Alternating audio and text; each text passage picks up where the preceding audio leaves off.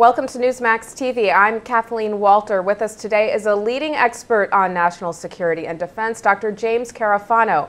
Dr. Carafano is Vice President of Foreign and Defense Policy Studies at the Heritage Foundation. And Dr. Carafano, thanks so much for joining us today.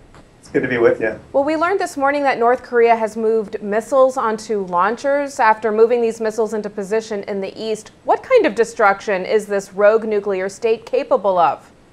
Well, that's a really good question. The one thing that we can pretty definitively say about what happens in North Korea is what we can see, because we have satellite imagery overhead covering the entire country.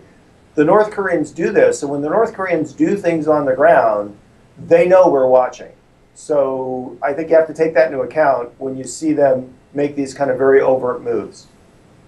Now, there's been talk that North Korea could technically strike the west coast of the U.S. Is that accurate, those reports that we're hearing? Yeah, absolutely. They haven't done it, but we know they have the technical capability that allows them to do that. And that, they don't have to reach that far. They can reach Guam, which is a major U.S. military base, and we certainly know they can reach Japan, which is an ally and also have bases. And more importantly, I was in the Army for 25 years. I was stationed in Korea. Much of the South Korean population and the capital is within easy range of North Korean artillery, let alone North Korean missiles. Right. Now, North Korea has been making threats for years, but what do these latest developments tell us? Is this more than just bluster, and is the region on the brink of war?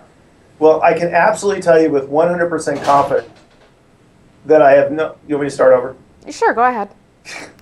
Well, I can absolutely tell you with 100% confidence that I have no idea what this means. We've seen the North Koreans bluster and do nothing. We've seen them bluster and do something. We've seen them say nothing and do something. So we've seen every possible combination. We really don't have good intelligence on how the decision-making inside North Korea works. So we're all just guessing as to what might possibly happen. Well, last night, former GOP presidential candidate and House Speaker Newt Gingrich said that President Obama was, quote, pretty correct on his approach and in his response to North Korea. Do you agree with that assessment?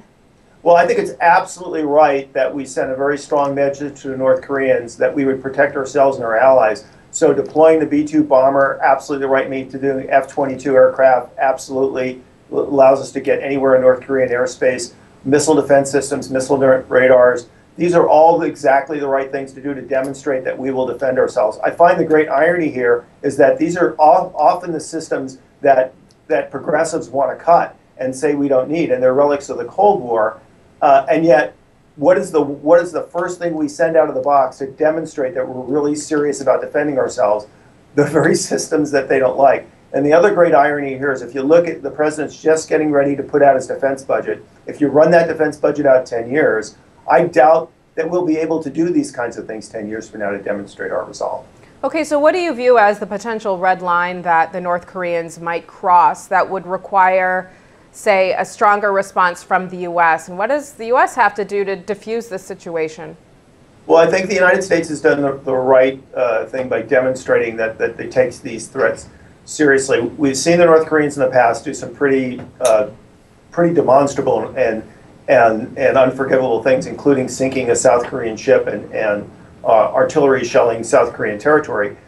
The South Koreans have sent some pretty strong signals that if North Korea does some kind of response, that South Korea will respond. I think the combination of that sends very strong signals, but again, you don't know what the North Koreans are going to do. You can't discount that there might be some kind of accidental escalation. I think we've done all the right things to prevent a conflict from breaking out, but there's an old saying that in war the enemy gets a vote. So could this end up becoming an accidental war, as some people say? Well, if there was no such thing as accidental wars, we wouldn't have them, but we actually have them quite frequently. So I think it would be irresponsible to either stand here and say, don't worry, nothing's going to happen, or stand here and predict World War III. Right. I think the responsible thing to do is to take North Korea seriously because they have the weapons to do serious damage and be able to protect ourselves. I think that's right. What really bothers me is that we've spent 4 years ignoring North Korea and letting our defenses atrophy and underselling and underinvesting in things like missile defense And now all of a sudden we jump up and say, gee, we really need these things. This is what we typically do. We take these massive peace dividends, and then when an enemy rears its head, we sit there and say, why weren't we better prepared? Right. So sometimes it's a 9/11, but sometimes it's a wake-up call like this. We don't have to invade every country. We don't have to be the world's policeman. But if we don't demonstrate the resolve to defend ourselves and have responsible defense budgets, someday the cupboard's going to be bare when the bad guys come knocking. Now, Chinese officials have expressed serious concern to U.S. diplomats over this crisis. What role do you see China, Japan, and South Korea playing here? Well, there's a myth that the Chinese control North Korea, or they can just tell the North Koreans what they do. The Chinese know they don't, and we know they don't.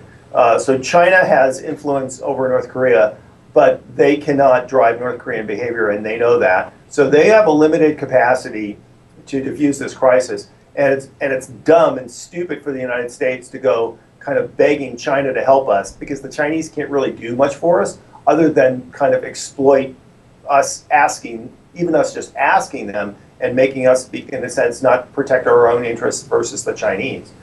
Last question for you, Dr. Carafano. What about the U.S. foreign policy pivot away from the Middle East and onto Asia? Given the resurgence of Islamic fundamentalism in the Mideast and North Africa, was this a wise move, especially considering North Korea's ally Iran continues moving forward with its nuclear program? Yeah, the declaration of the Asian pivot was stupid. It was just stupid. Look, the United States needs to be able to defend all its vital interests, and we need to be able to walk and chew gum at the same time. So we have big interests in the Middle East that are under threat. We have to protect them. And we have interests in Asia that we have to protect. And look, where does Asia get its energy from? It gets it from the Middle East. So Asia's pivoting to the Middle East because they're worried about that. We can't ignore that, as we can't ignore our responsibilities in partnering with the Europeans, as we have responsibilities in the Western Hemisphere. This notion that somehow we can leave things undefended is great because it allows you to gut the defense budget and say you're not putting it at risk. But the reality is, when you compromise your interests like that, you make war more, not less likely. All right, Dr. James Carafano of the Heritage Foundation, thanks for being with us today. Thanks for having me. And thank you for watching Newsmax TV.